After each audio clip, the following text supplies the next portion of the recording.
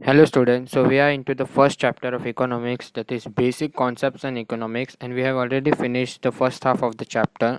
Now starting with the next topic, next part, which is a classification of wants. हम लोग ने last chapter में पहले ही पढ़ चुके wants क्या होता है, ओके, और ना wants को कैसे क्लासीफाई किया, कैसे कैटेगराइज किया into different categories. So first is economic and non economic wants. तो term economic means when it is related to money, okay, उसको कहते हैं इकोनॉमिक. तो नॉन इकोनॉमिक मीन्स जहाँ पे मनी इन्वॉल्व नहीं है. तो इकोनॉमिक वॉन्ट्स होते क्या हैं? इकोनॉमिक वॉन्ट्स वो वॉन्ट्स होते हैं जहाँ पे मनी इन्वॉल्व होता है, जहाँ पे मॉनेटरी ट्रांजैक्शन होता है, बराबर. कुछ पे करके हम लोग को कुछ वॉन्ट सेटिस्फाई करते हैं, कुछ चीज़ें हम लोग खरीदते हैं, for example food, medicine etcetera, उसके लिए हम लोग को कुछ प्राइस पे करनी रहती है, तो इसको कहते हैं economic wants. Non economic want मतलब जहाँ पे हम लोग कुछ प्राइस नहीं पे करते कुछ गुड्स पाने के लिए, it is non economic wants like sunshine, air etcetera. Okay. Second is individual wants and collective wants. एक वांट जो एक इंडिविजुअल को सेटिस्फाई करेगी, एक इंडिविजुअल का वांट डिमांड पूरा करेगी, उसको कहते हैं इंडिविजुअल वांट. वहीं पे कलेक्टिव वांट मतलब जो कई लोगों का वांट एक साथ पूरा करेगी, उसको कहते हैं कलेक्टिव वांट. फॉर एग्जांपल एक डॉक्टर को स्टेथिस्कोप की ज़रूरत है, तो स्टेथिस्कोप कितने लोगों को ज़रूरत है? सिर्फ एक डॉक्टर को. क्या और लोगों को उसकी ज़रूरत पड़ेगी? इन जनरल तो नहीं पड़ेगी. तो एक इंडिविजुअल वांट, एक इंडिविजुअल नीड है वो. बट जब ट्रेन से लोग ट्रैवल करते हैं, एक ट्रेन में करीबन, एक लोकल ट्रेन में करीबन 1000-2000 लोग ट्रैवल करते हैं एक टाइम पे, तो मतलब एक साथ कई लोगों को उस चीज़ की नीड है, उस चीज़ की वांट है, तो उसको कहते हैं हम लोग कलेक्टिव वांट, जब एक टाइम पे एक चीज़ की ज़रूरत काफ़ी लोगों को रहती है. Okay. Next is necessity, comfort and luxuries. Necessity means कुछ चीज़ें, there are certain goods, there are certain things which are necessary for human to exist, ठीक है ना, हम लोग जिसको कहते हैं basic necessity, food, clothing, shelter, और उसी के साथ साथ अभी दो चीज़ें और इंक्लूड हो चुकी है, health and education. When we mix up this thing it is known as the necessity which is very necessary for existence of a human life, ठीक है ना. लेकिन जब हम लोग इससे एक कदम आगे बढ़ते हैं, जब हम लोग अपनी लाइफ को थोड़ा और आसान करना चाहते हैं, तो हम लोग कुछ कंफर्ट ढूंढते हैं. Okay. We always seek comfort in our life, ठीक है ना. क्या बिना फैन के इंसान जी नहीं सकता? घर के अंदर जी सकता है, लेकिन फैन हम लोग घर में क्यों लगवाते हो? क्योंकि कंफर्ट चाहिए हमको, थोड़ा आसानी. हाथ से हम लोग अपने कपड़े धो सकते हैं, पर हम लोग वॉशिंग मशीन खरीदते हैं क्योंकि हम लोग को लाइफ में थोड़ा कंफर्ट चाहिए. ओके. तो कंफर्ट मीन जिससे हमारी लाइफ को कंफर्टेबल मिलता है. ओके. और लग्जरी, जब इंसान के पास काफ़ी ज़्यादा पैसे इकट्ठे हो जाते हैं, when he has already accumulated a lot of wealth in his life, so he now seek for luxuries. तो पंखे से भी इंसान, फैन से भी घर में होने से इंसान जी रहा है, बट अब उसके पास पैसा ज़्यादा, तो वो घर में लगवाता है AC. When a person was travelling with two wheeler, अब उसके पास पैसे ज़्यादा हो गए, now he purchase a car, ठीक है ना. तो ये लग्जरीज की तरफ इंसान बढ़ते जाते हैं जैसे जैसे उसके पास वेल्थ एक्यूमुलेट होता जाता है. तो next point is goods and services. तो ये बहुत पॉपुलर टर्म्स है इकोनॉमिक में. क्या होता है गुड्स, क्या होता है सर्विसेज, एक बार ध्यान से पढ़ते हैं. Goods means anything which satisfy human want, उसको हम लोग गुड्स बोल सकते हैं. कोई भी चीज़ जो ह्यूमन वांट, ह्यूमन की नीड को सेटिस्फाई कर सकते हैं, उसको हम लोग गुड्स बोलते हैं. लेकिन उसको मटेरियल एग्जिस्ट, मतलब हम लोग उसको देखना चाहिए, छूना चाहिए, टच कर सकते हैं, फील कर सकते हैं, उसको कहते हैं गुड्स. जिसको हम लोग टच कर सकते हैं, देख सकते हैं, फील कर सकते हैं, उसको कहते हैं goods. For example chalk use by teacher, तो चॉक एक गुड है, ना कि कोई सर्विस है. बट सर्विस क्या होता है? Service is also kind of a human want, but it does not have any material existence. मतलब हम लोग सर्विस को देख नहीं सकते. फॉर एग्जांपल जो अब मैं तुम लोग को सिखा रहा हूँ, बराबर है, मैं एक सर्विस प्रोवाइड कर रहा हूँ, क्या तुम लोग मेरी सर्विस को देख सकते हो? नहीं. मैं तो तुमको नॉलेज दे रहा हूँ, लेकिन तुम लोग को दिख रहा है क्या क्या नॉलेज है, क्या दे रहा है? नहीं, क्योंकि वो सर्विस है. Service does not have any material existence, वो एग्जिस्ट नहीं करता है ह्यूमन फिजिकल फॉर्म में. Okay. Next topic is utility. अभी यूटिलिटी क्या होता है? Utility is a commodity, utility of utility क्या होता है? Capacity of a commodity to satisfy human wants और want satisfying power of a commodity is called as utility. तो अभी ध्यान से सुनना, यूटिलिटी होता क्या है. किसी गुड्स की हम लोग को अगर ज़रूरत होती है, सिंपल टर्म्स में यूटिलिटी का मीनिंग होता है यूज़फुलनेस. किसी चीज़, किसी गुड या सर्विस की हम लोग को, एक इंसान को ज़रूरत है, जब वो गुड उसको मिलेगा तभी वो उसकी वांट पूरी हो सकती है, ठीक है ना, वो कंप्लीटली सेटिस्फाई हो सकता है, उसको हम लोग कहते हैं utility. Okay. Now value. Value के भी दो टाइप्स होते हैं, value in use and value in exchange, ठीक है ना. फर्स्ट हम लोग पढ़ते हैं वैल्यू इन यूज़. तो there are different certain things which are human uses in its day to day life. Okay. There are certain different things, लेकिन कुछ चीज़ वो ऐसी यूज़ करता है, ह्यूमन ऐसी यूज़ करता है जिसके लिए उसको पैसा ज़्यादा पे या बिल्कुल पे करने की ज़रूरत नहीं है, बट उसका वैल्यू उसके ह्यूमन लाइफ में काफ़ी ज़्यादा इम्पैक्टफुल रहता है. Okay. There are certain thing for which we do not pay anything or we pay a negligible amount, but the use of that particular object or that particular thing in the human life is very much important. Okay. For example, क्या हम लोग sunshine धूप के लिए कभी कुछ amount पे करते हैं? नहीं, लेकिन एक धूप ना होने से हमारे लाइफ पे काफ़ी बड़ा इम्पैक्ट पड़ेगा। वाटर के लिए हम लोग नेग्लिजिबल अमाउंट, जो भी हम लोग के घर पे वो वाटर टैक्स आता है, नेग्लिजिबल अमाउंट भरते हैं, लेकिन वाटर का कितना ज़्यादा यूज़ होता है हमारे लाइफ में ये हमें भी पता है। Next is value in exchange. So there are certain kind of commodity which does not have so much importance in a human life, but it has much value in its monetary term. अभी इसका मतलब क्या होता है? तो कुछ चीज़ें ऐसी है जिसको इंसान को जीने के लिए उसको ज़रूरत नहीं है, बट उसका पैसों की कीमत में बहुत ज़्यादा वैल्यू होता है। For example diamonds. क्या डायमंड्स नहीं होंगे इंसान के पास तो क्या वो जी नहीं सकता? जी सकता है, लेकिन इंसान लोग डायमंड को क्या अलग करते हैं क्योंकि उसका मॉनेटरी वैल्यू, उसका पैसों की कीमत में बहुत ज़्यादा वैल्यू होता है। Okay, next is water diamonds paradox of value. अभी ये क्या होता है? Paradox means opposite. Okay, so ये water diamond paradox of value क्या होता है? So in this paragraph it is clearly given that there are certain commodities which have a high importance in a human life but does not possess any monetary value or a negligible value, but there are certain things which do not have any importance for the existence of a human life but it has a high demand of a monetary value. For example, जैसे हम लोग water की बात करें तो water का हम लोग नेग्लिजिबल, वही वाटर टैक्स जो भरते हैं बहुत छोटा सा अमाउंट पे करते हैं, बट उसका इंपॉर्टेंस एक इंसान के लाइफ में बहुत ज़्यादा होता है। वहीं पे कंपेयर करेंगे हम लोग डायमंड के साथ। क्या डायमंड की इतनी इंपॉर्टेंस नहीं है ह्यूमन लाइफ में? क्या डायमंड्स नहीं रहेगा तो इंसान जी नहीं सकते? जी सकते हैं, लेकिन उसका मॉनेटरी वैल्यू कितना ज़्यादा होता है, उसका एक्सचेंज वैल्यू बहुत ज़्यादा रहता है due to it's scarcity.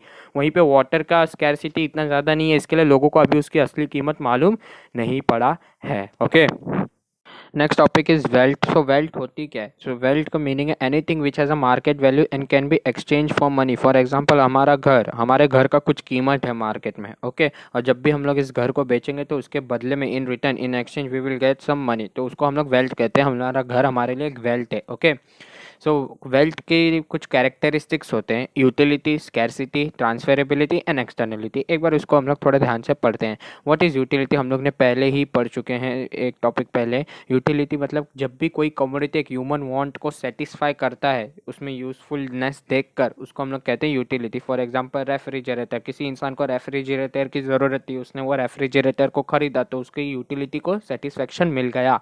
Okay, next is scarcity. हम लोग कोई भी चीज़ को वेल्थ तभी बोल सकते हैं जब उसका डिमांड, उसका प्रेजेंस स्कैर्स रहेगा नेचर में हमारे। A commodity must be scarce in supply in relation to its demand if it is to be included in the term of wealth. For, ठीक है ना?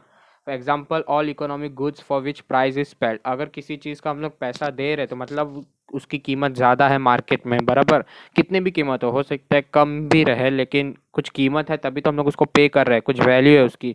तो तभी अगर किसी चीज़ की हम लोग वैल्यू पे कर रहे हैं मतलब वो वेल्थ के कैरेक्टरिस्टिक्स में आता है, उसको हम लोग कहते हैं scarcity. Okay, next is transferability. Any commodity which can be transferable from one person to another person or from one place to another place is categorized into the term of wealth, such as jewelry, vehicle, etc. Next is externality. मतलब कोई भी commodity एक human body से connected नहीं होना चाहिए, वो human body से बाहर का सामान होना चाहिए, तभी उसको वेल्थ में हम लोग इंक्लूड कर सकते हैं। कोई भी ह्यूमन से कनेक्शन नहीं होना चाहिए। Connection in the sense connected. Okay, literally connected. For example bag, chair, ये सब इंसान के बॉडी के बाहर की सामान है, तभी उसको वेल्थ में इंक्लूड किया जाता है। ओके, कोई इंसान ऐसा नहीं बोल सकता किडनी मेरी किडनी मेरे लिए वेल्थ है। Okay, next topic is about the personal income. So what is personal income? जितना भी इनकम एक इंसान कमाता है from all different sources, what ever sources it may be, कितने कोई भी सोर्सेज से जितना भी पैसा एक इंसान कमाता है उसको हम लोग कहते हैं his personal income. Okay, now personal disposable income, it is that part of personal income which is left behind with the person after paying direct taxes to the government. And what are the direct taxes? जो इंसान directly income कमा के जो tax पे करता है government को, उसको कहते हैं direct taxes, such as income tax, wealth tax, etcetera. Okay, next topic is economic activity. The term economic means related to money, and any activity that is related to money is termed as economic activity. तो economic activity को 4 main category में divide किया गया, that is production, distribution, exchange and consumption. Okay, next is production. Production means goods banana. Okay, goods banana means indirectly हम लोग किसी की needs को सेटिस्फाई कर रहे हैं, क्योंकि गुड्स बना के हम लोग आगे उसकी नीड्स को सेटिस्फाई करने वाले। Therefore it is said that production is a creation of utility. Now production को हम लोग ने 4 पार्ट में डिवाइड किया गया है, land, labour, capital and entrepreneur. उसके बारे में पढ़ते हैं। So it is also termed as factor of production. Okay, land, labour, capital और entrepreneur. Land in economic is a wide term, ठीक है ना। First of all simple terms में हम अगर बोले, लैंड मतलब जिस जगह पे, जिसकी जमीन पे हम लोग कोई सी चीज़ का, किसी गुड्स या सर्विस का प्रोडक्शन करते हैं तो हम लोग उसको कहते हैं land. Any natural resources that is available on above or below the surface of earth is called as land, ठीक है ना। सिर्फ सर्फेस ऑफ द लैंड को हम लोग अर्थ लैंड, सिर्फ सर्फेस ऑफ द अर्थ को हम लोग लैंड नहीं कहते। अर्थ के नीचे that is crude oil, petroleum जहाँ से हम लोग को मिलता है उसको भी हम लोग लैंड कहते हैं। वही अर्थ के ऊपर हवा, एयर को भी हम लोग, जहाँ पे एरोप्लेन उड़ता है, हेलीकॉप्टर उड़ते हैं, उसको भी हम लोग लैंड ही कहते हैं in economics. Example, minerals which are found below the surface of the earth, soil, water on the surface of the air, sunshine, wind above the surface of the earth, it all is a part of a land, and land earns rent in productive activity। तो land को क्या income मिलता है, क्या returns मिलता है, वो है रेंट। ओके, लैंड हम लोग जब भी भाड़े पे रहते हैं तो रेंट हमको चुकाना पड़ता है। Next is labour. किसी भी चीज़ का प्रोडक्शन करना, कहीं पे भी काम करने के लिए हमको जो चीज़ सबसे इंपॉर्टेंट रहती है वो होते हैं लेबर। हम लोग को कुछ आदमी लगते हैं जिसकी वजह से हमारा काम स्मूथली हो पाता है, ठीक है ना, उसको हम लोग कहते हैं labour. Any physical or mental effort undergone during the process of production to earn the reward of wages is called as labour. और लेबर लोग को इन रिटर्न जो मिलता है उन लोग का काम करने के बाद, उसको कहते हैं wages. Wages is a kind of a salary. Okay, example carpenter, accountant, engineer etcetera. Next is capital. अब ये कैपिटल क्या होता है?